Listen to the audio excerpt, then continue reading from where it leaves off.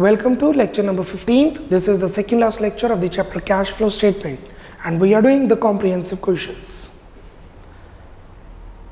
Now, अभी तक जो हमने क्वेश्चंस किए हैं कॉम्प्रिहेंसिव के अंदर, उसके अंदर बैलेंस शीट गिवन थी और एडजस्टमेंट्स गिवन थी. अब जो हम क्वेश्चन करने जाएंगे उसके अंदर क्या होगा, P&L अकाउंट गिवन होगा, तो आपको एडजस्टमेंट्स निकालनी पड़ेंगी. इनडायरेक्ट मेथड ऑपरेटिंग एक्टिविटीज, वहां से हम एडजस्टमेंट्स उठाएंगे. I want you to open question number 28. I want you to open question number 28. Prepare cash flow statement from the following.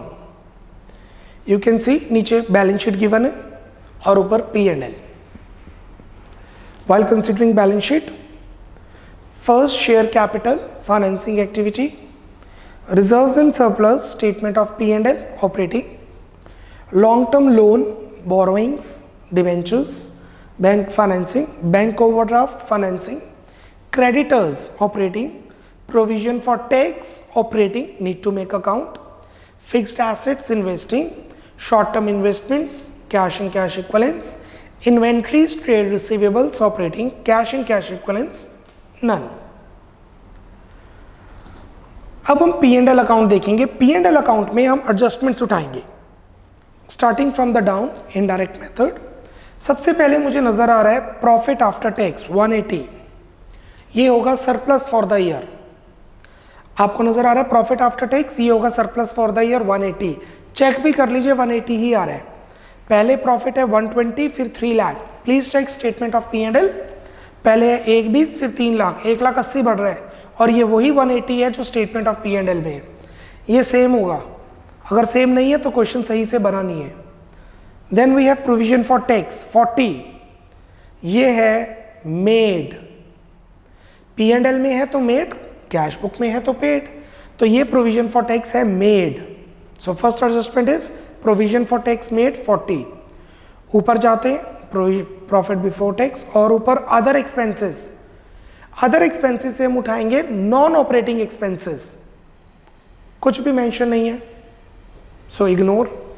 और ऊपर आते हैं depreciation and amortization expenses. So technically it is only depreciation. I repeat, this is only depreciation क्योंकि हमारे पास सिर्फ fixed assets हैं, तो ये टेंजेबल इंटेंजेबल दोनों आ गए. तो this is depreciation and amortisation all together. Fixed assets tangible होते तो डेप्रिसिएशन, इंटेंजेबल होते तो अमोर्टाइजेशन, दोनों आ जाएंगे. हमें नहीं पता टेंजेबल है कि intangible. So second adjustment is depreciation. ऊपर आते हैं finance cost. Finance cost is interest on debentures, calculated है 15,000. Change in inventories, change in stock. आप इन्वेंट्रीज नीचे बैलेंस शीट में चेक कीजिए, डिफरेंस आ रहा है 328 माइनस 263, 65,000 और ये वही है जो ऊपर गिवन है. मतलब क्वेश्चन टेक्निकली सही बना है. बैलेंस शीट में भी चेंज इन इन्वेंट्री 65 है, P&L में भी. Purchase of stock in trade ignore, net sales ignore. So P&L से हमें 3 एडजस्टमेंट्स मिलती हैं और वो 3 एडजस्टमेंट्स है provision for tax made, depreciation and amortization expenses, interest on long term loan. Let's start and make the accounts.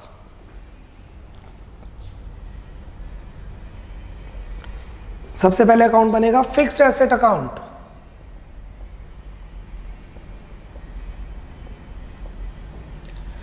It could be tangible or it could be intangible.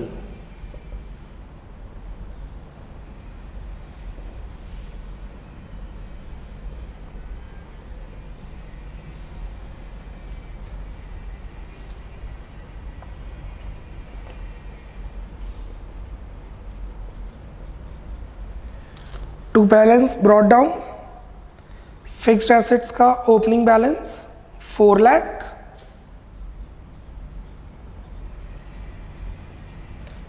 Bye balance carry down, fixed assets का closing balance 620,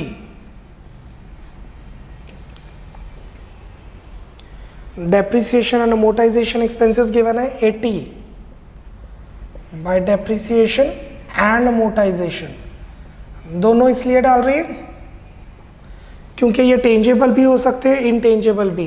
80। Balancing figure of this account is purchases to bank,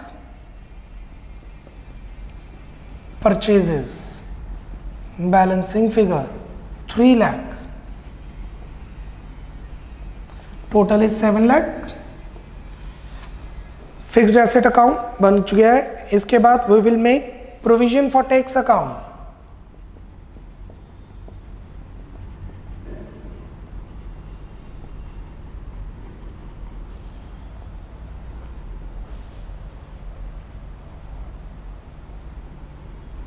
Being liability, it has credit balance. Buy balance brought down 30.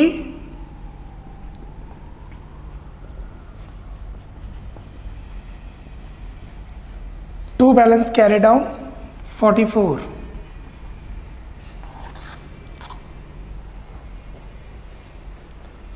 Paid given है तो made आएगा, made given है तो paid आएगा। P&L में है तो that is made 40,000 by profit and loss made 40,000। So to cash paid balancing figure 70 minus 44 26 26,000।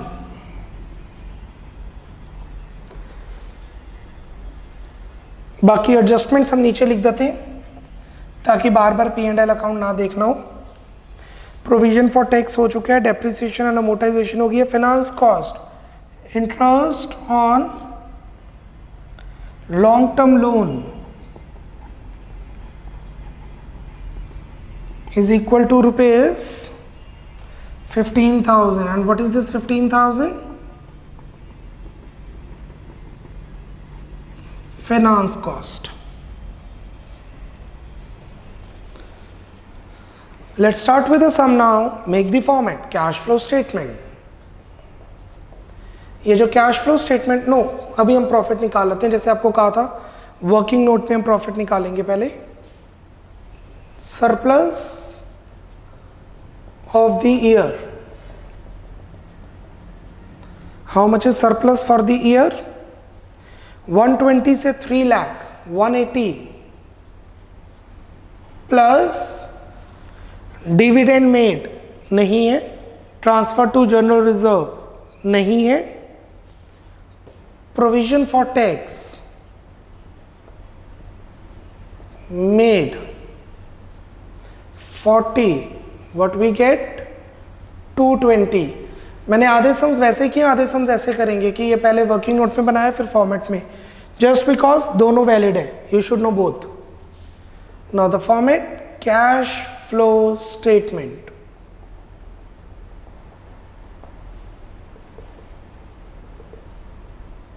particulars,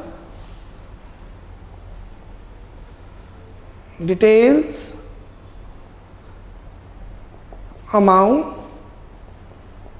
amount in rupees,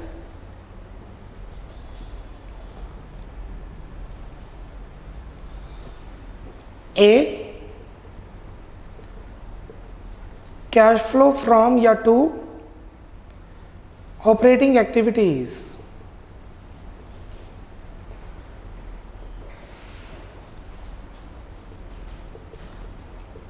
profits before tax 220 plus non-cash and non-operating expenses.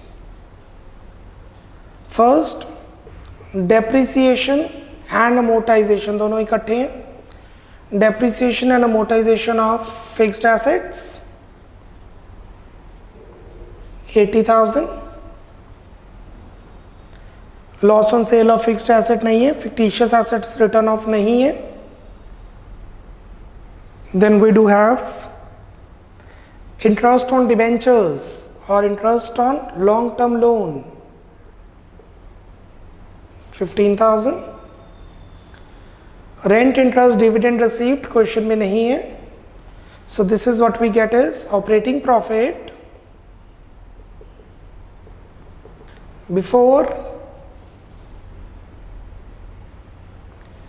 Working capital changes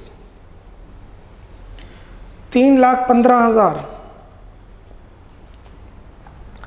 Now we'll adjust current assets and current liabilities. Considering current assets, marketable securities, cash and cash equivalents नहीं आएंगे, तो आएंगे inventories and trade receivable.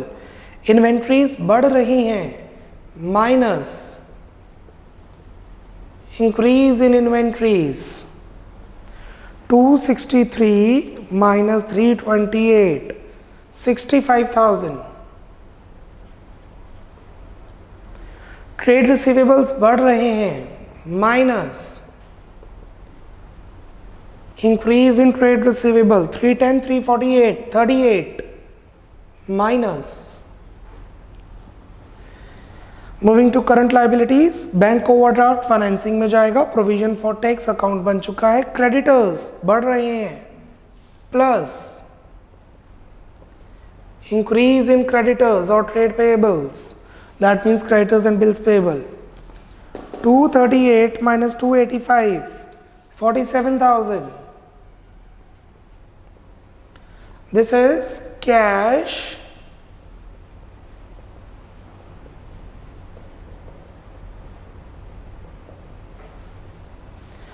generated from operations.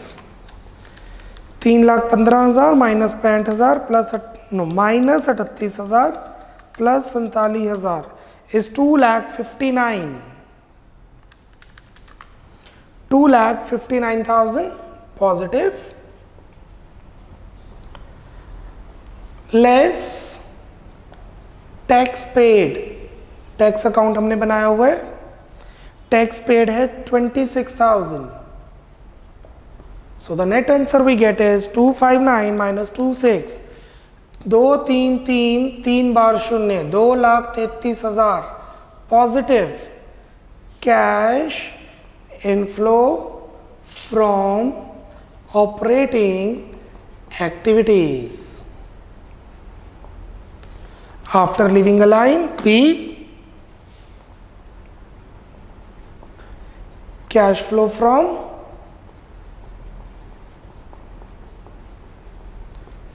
investing activities. We just have fixed assets, nothing else. Purchase of fixed assets 3 lakh negative, that's it.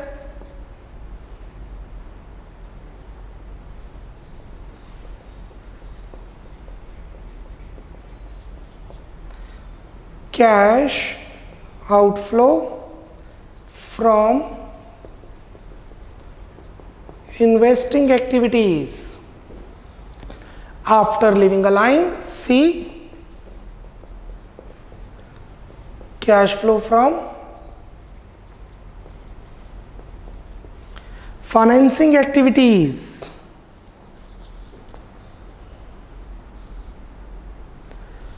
Share capital बढ़ रही है, increase in share capital 1 lakh. Long term loan कम हो रहा है, repayment of long term loan 30,000. Bank overdraft बढ़ रहा है, बैंक ओवरड्राफ्ट टेकन, बैंक से शॉर्ट टर्म लोन लिया है 13,000 प्लस शेयर्स पर डिविडेंड पे करेंगे, इस क्वेश्चन में कुछ भी नहीं है. Interest on long term loan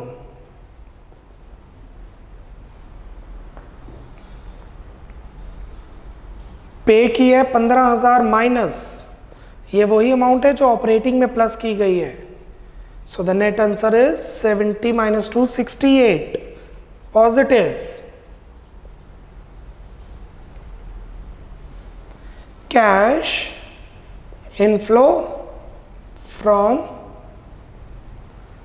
financing activities. Now the net answer is A plus B plus C. 2,33,000 minus 3 lakh plus 68,000 is just 1,000. 233 plus 68, 3 lakh 1 minus 3 lakh just 1,000. इस साल सिर्फ 1,000 कैश बढ़ा है. Net increase in cash in cash equivalence plus opening cash in cash equivalence. How much is opening cash? 45 plus 20.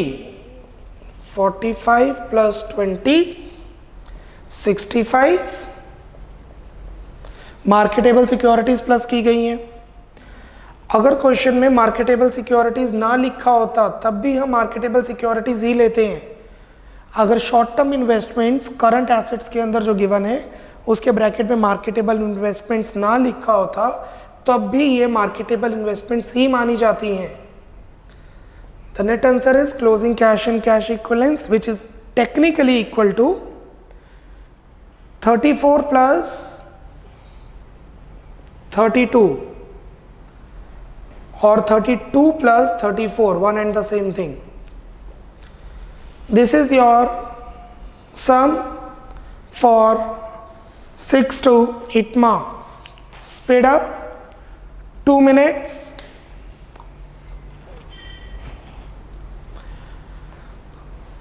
आपकी screen पे proper cash flow statement नजर आ रहा है. सिर्फ फर्क ये है कि जो हमने प्रोविजन फॉर टैक्स एप्रोप्रिएशंस है वो ऊपर वर्किंग नोट में बना दी है. नीचे भी बना सकते हैं, ऊपर भी, no problem in that. One more thing, ये जो कैश फ्लो स्टेटमेंट है ये हमें गिवन है अकाउंटिंग स्टैंडर्ड 3 में. ये लिखने की जरूरत नहीं होती, ये थियोरी का क्वेश्चन है. अकाउंटिंग स्टैंडर्ड 3 रिवाइज्ड, उसके अंदर इनडायरेक्ट मेथड का प्रॉपर कैश फ्लो का फॉर्मेट गिवन है. ऑपरेटिंग का, इन्वेस्टिंग, फाइनेंसिंग का तो एक ही मेथड होता है. So the format is given in accounting standard 3 revised.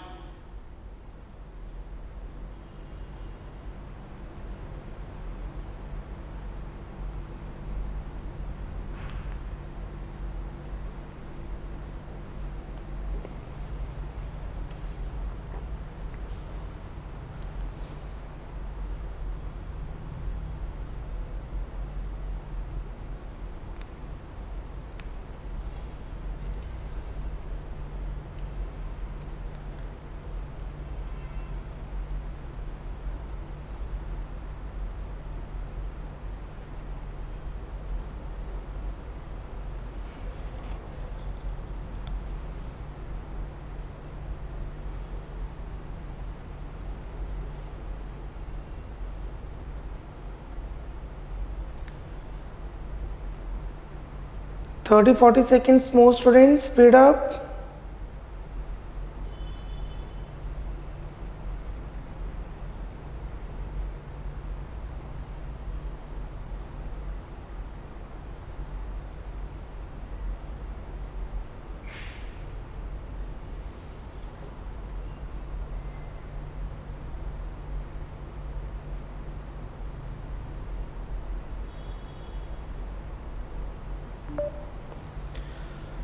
Let's move to the new question number 26.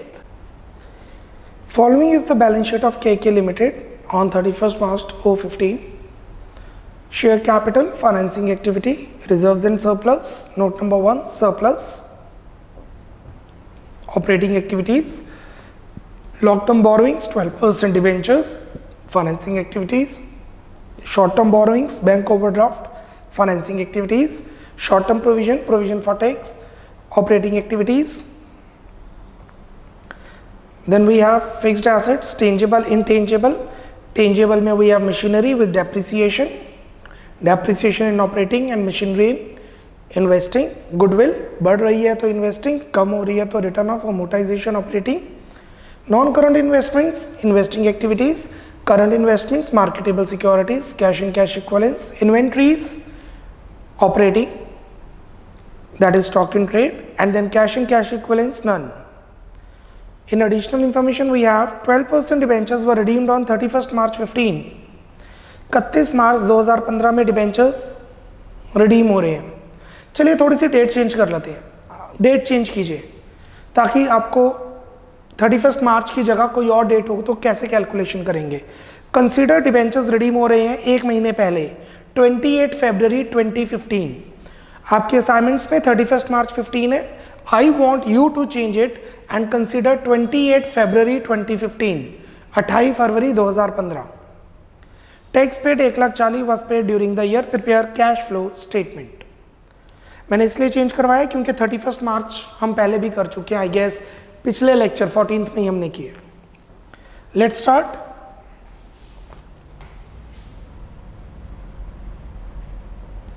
Question number 26।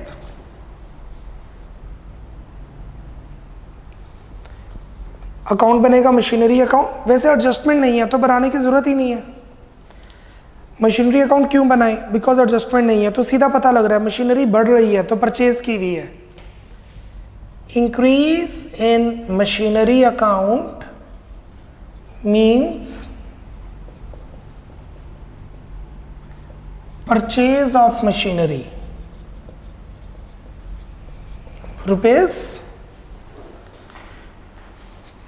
24,06,000 minus 16,42,000, 7,64,000।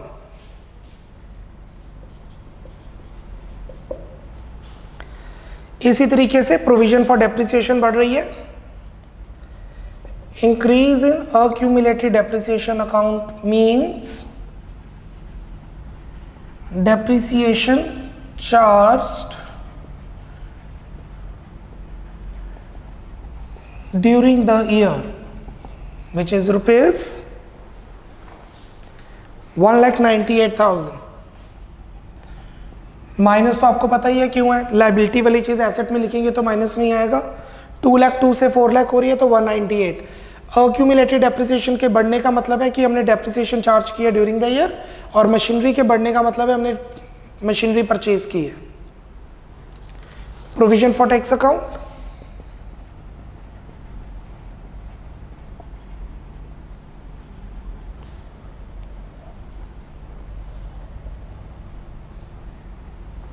being liability has credit balance, buy balance brought down, to balance carried down.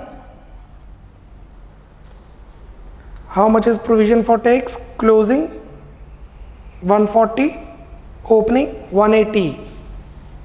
So 180 here, 140 here.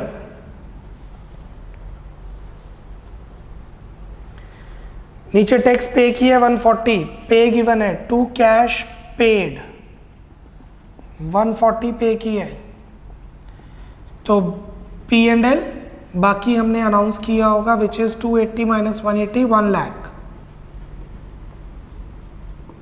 Total 280।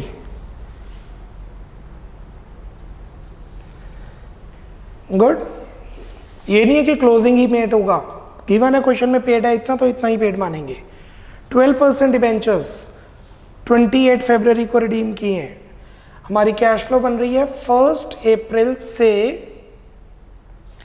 31 मार्च, और जो debentures redeem हुए हैं वो है 28 फरवरी को।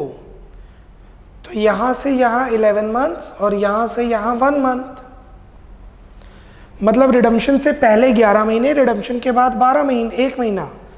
तो opening debentures हैं 10 लाख। 10 लाख का this is interest on debentures, 10 lakh का 12% फॉर 11 मंथ्स प्लस 9 लाख का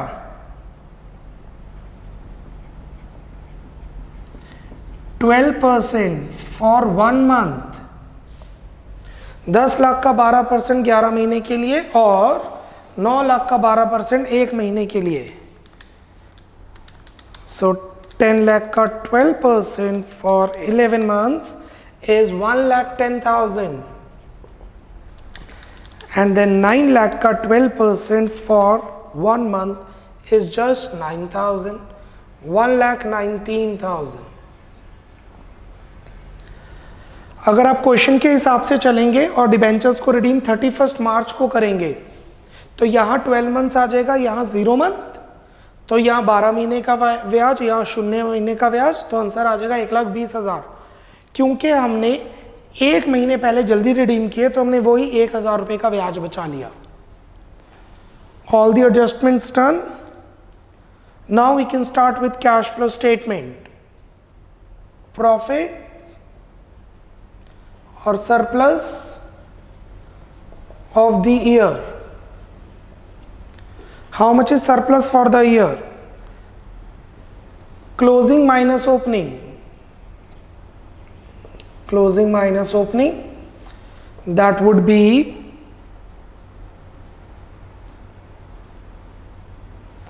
4 lakh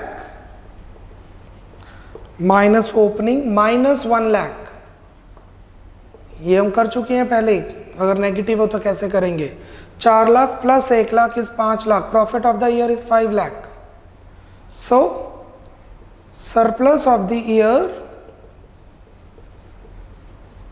5 lakh plus appropriations, transfer to general reserve, dividend नहीं है, plus tax made during the year 1 lakh.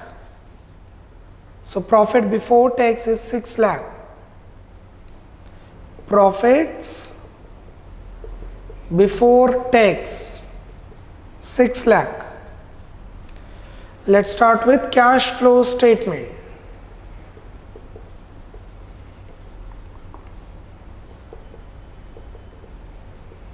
Particulars,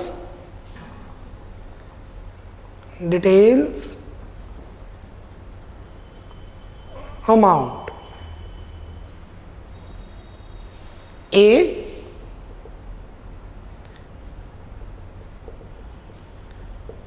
cash flow from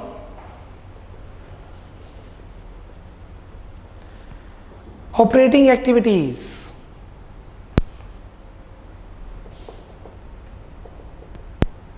Profits before tax. How much is profit before tax? 5 lakh. Plus appropriations. वो तो ऊपर ही हो गई हैं. So it is 6 lakh, not 5 lakh. Profit after tax plus appropriation 6 lakh plus non-cash and non-operating expenses. Depreciation on machinery 1,98,000 plus goodwill written off plus goodwill written off 60 से 20 no 60 से 40 20 plus fictitious asset written off. हमारे question में कोई fictitious asset नहीं है. Plus interest on debentures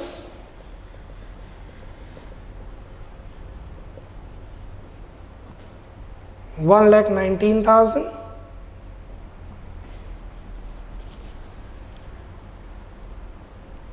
minus rent received, interest received, dividend received plus loss on sale of fixed asset. कुछ भी नहीं है.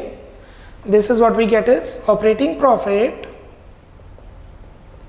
Before working capital changes 6 lakh plus 1,98,000 plus 20,000 plus 1,19,000 is 9,37,000, 9,37,000. Now we'll adjust current assets and current liabilities.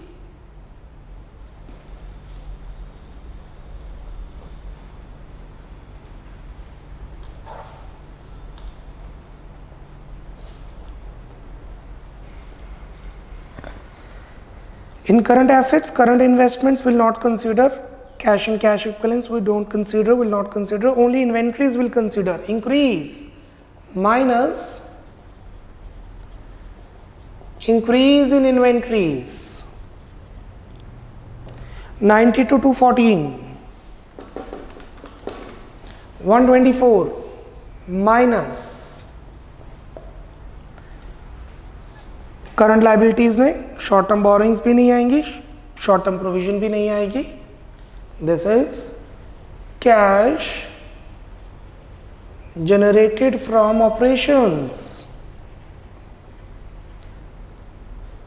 937 minus 124 is 8,13,000 minus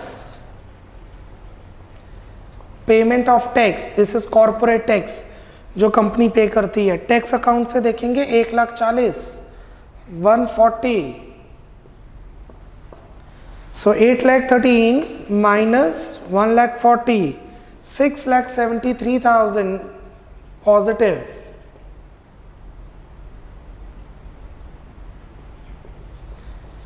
cash inflow from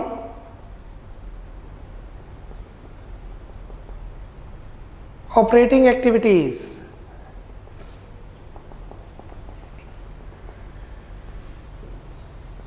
okay, one more thing ये मैं लिख रहा हूं ताकि आपको याद रहे. Revised accounting standard 3. After leaving a line B, cash flow from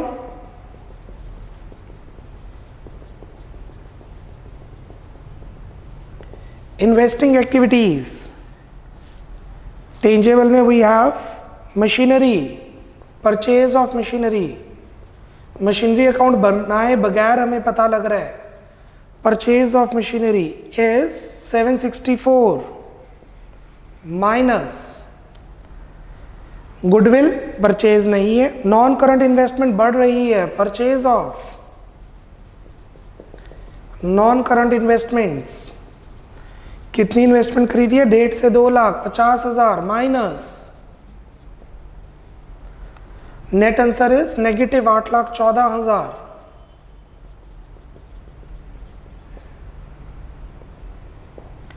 cash outflow from investing activities after leaving a line. C,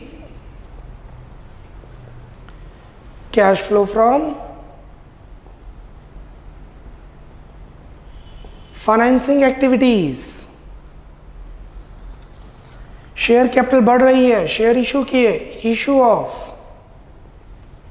share capital 8 से 10 2 लाख.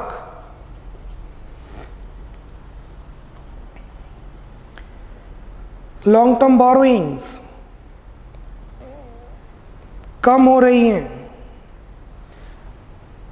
पेमेंट ऑफ डिबेंचर्स हैं तो रिडम्पशन लिख सकते हैं. पैसे जा रहे हैं माइनस रिडम्पशन ऑफ 12% डिबेंचर्स. कितने डिबेंचर्स रिडीम हो रहे हैं? 10 से 9 1 लाख. Cash is going out. Then we have bank overdraft. Bank overdraft बढ़ रहा है मतलब आपने बैंक से लोन लिया है. इंक्रीज ऑफ बैंक ओवरड्राफ्ट कितना बढ़ रहा है? 1 से 3 2 lakh plus cash is coming in. Share capital पे डिविडेंड नहीं है. बैंक ओवरड्राफ्ट पे बारे में कुछ नहीं लिखा. डिबेंचर्स पर इंटरेस्ट देंगे. Interest on debentures 1,19,000. वैसे क्वेश्चन के हिसाब से 1,20,000 था बट हमने क्वेश्चन में कुछ चेंजेस किए थे जो आपने को पता है. हमने डेट चेंज की थी. तो 2 lakh plus 2 lakh 5 minus 1 lakh minus 1,19,000 is 2,81,000 I guess. 4 lakh minus 1,19,000 is 2,81,000.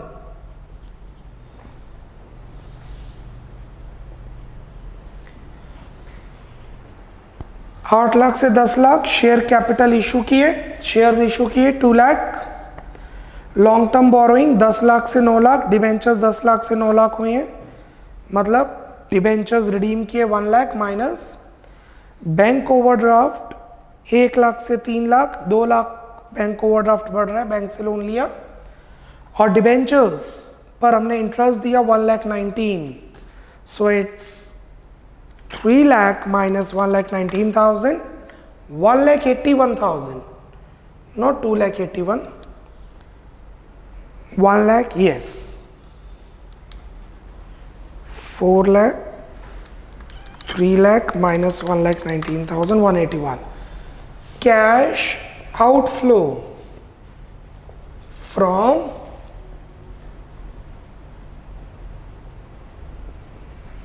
financing activities. Cool. Now moving to the D portion. A plus B plus C net, let's see increase के decrease, 673 minus 814 plus 181, 40,000 positive answer आ रहा है, 40,000 outer column में net increase in cash and cash equivalents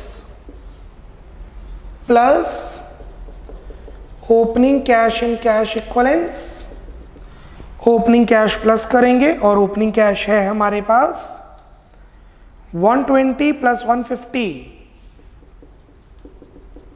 2,70,000, 2,70,000 cash था, 40 आया तो कितना बना 3,10,000, 40 आया 270 था तो हमारे पास क्लोजिंग कैश होना चाहिए 310, 3,10,000. Let's see closing cash and cash equivalents. Closing cash है हमारे पास 180 और 200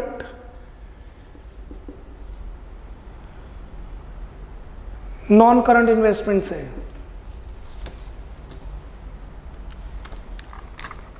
$6,73,000 minus 8,14,000 plus 1,81,000 is 40. ओपनिंग है हमारे पास 150 plus 120, 370 plus 370 should be 410. I am taking the non-current investments. I should take the current investments. So 120 plus 120 is 240. We need to take current investment which are marketable securities. So 120 plus 120, 240. 2,40,000 का cash था, 40 आया तो 380 होना चाहिए. क्या 380 है? Let's see 180 plus 1 lakh, yes 280 होना चाहिए, 280 ही है. I just got confused here because इस क्वेश्चन में नॉन करंट इन्वेस्टमेंट भी है, करंट इन्वेस्टमेंट भी है, and this we have to consider which is nothing but non current investment, not non-current investments. Marketable securities is equal to current investments, which will go to cash and cash equivalents. Marketable securities is not non-current investments. And non-current investment will go to investing activities. ये note करने की जरूरत नहीं है, मैंने इसलिए note करवा दिया ताकि ये जो मैं वैल्यूज गलत ले रहा था वो आपको क्लैरिटी आ जाए. This complete your question. Question number 26. Speed up surplus, how to compute profit, that working note before cash flow and the cash flow statement.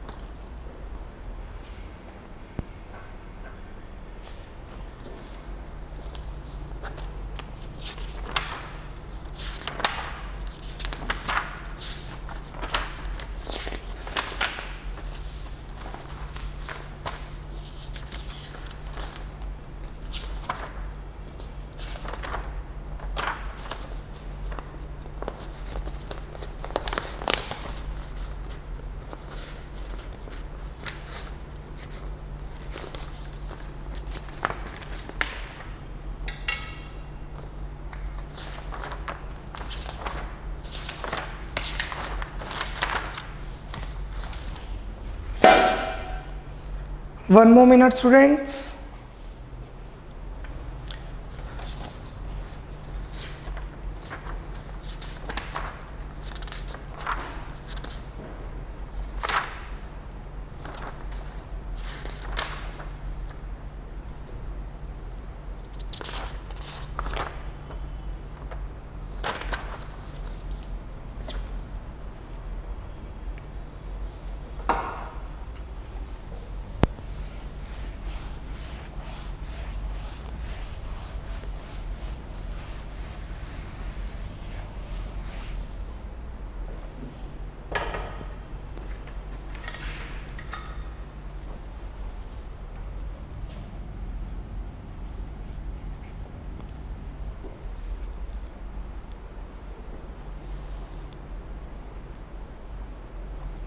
Okay, now write down one question and this will complete our lecture.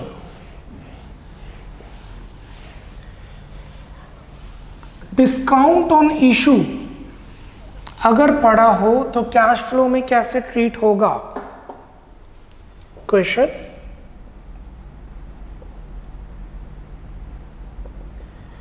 what is the treatment of discount on issue, preliminary expenses, underwriting commission,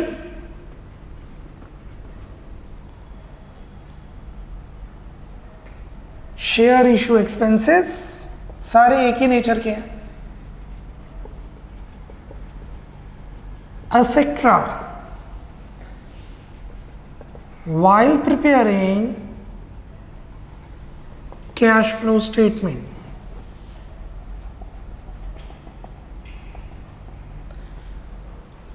इन सभी की cash flow statement बनाते वक्त क्या treatment रहती है?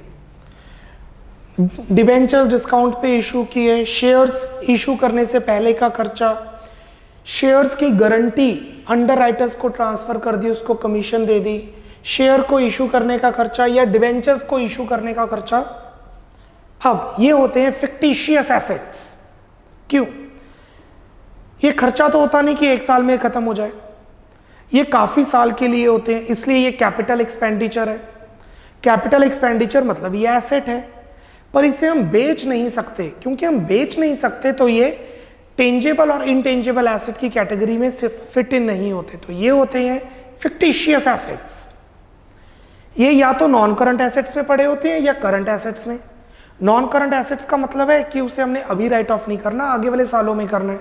Current assets का मतलब है कि इन्हें इसी साल राइट ऑफ करना है. तो पहले मीनिंग लिखते हैं, फिर ट्रीटमेंट बताते हैं. These are fictitious assets. These are fictitious assets and hence shown in the balance sheet under non-current assets के अंदर अदर नॉन करंट एसेट्स और करंट एसेट्स के अंडर अदर करंट एसेट्स. अब इसकी कैश फ्लो में क्या ट्रीटमेंट रहेगी? अगर ये कम हो रहे हैं तो हमने राइट ऑफ किया होगा ऑपरेटिंग में प्लस अमोर्टाइजेशन. अगर ये बढ़ रहे हैं तो फाइनेंसिंग से माइनस, क्योंकि हमें शेयर्स पर डिबेंचर्स पर पैसे कम मिले हैं जो हमने इशू किए हैं. शेयर इशू किए 1 लाख के, खर्चा हो गया 10,000. शेयर इशू किए 1 लाख के, खर्चा हुआ 10,000, तो नेट अमाउंट तो 90,000 आई है ना. सो ट्रीटमेंट क्या रहेगी कैश फ्लो में? ट्रीटमेंट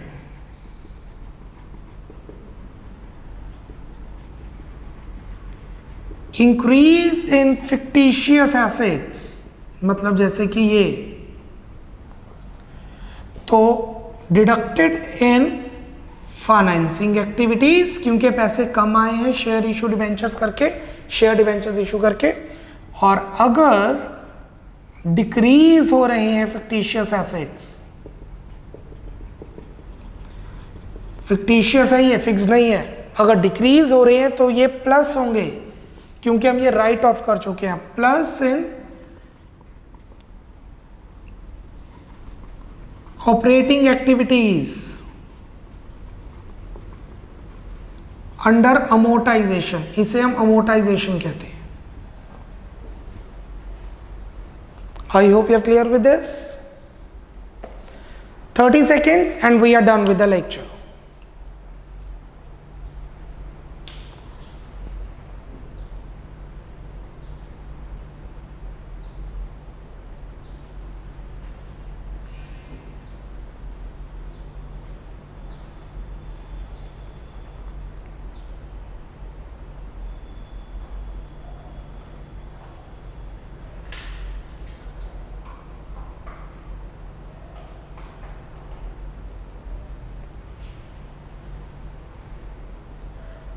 सो इंक्रीज मतलब फाइनेंसिंग से माइनस, डिक्रीज मतलब ऑपरेटिंग में plus. We are left with 2 questions and hence 1 lecture. Keep studying, keep rising.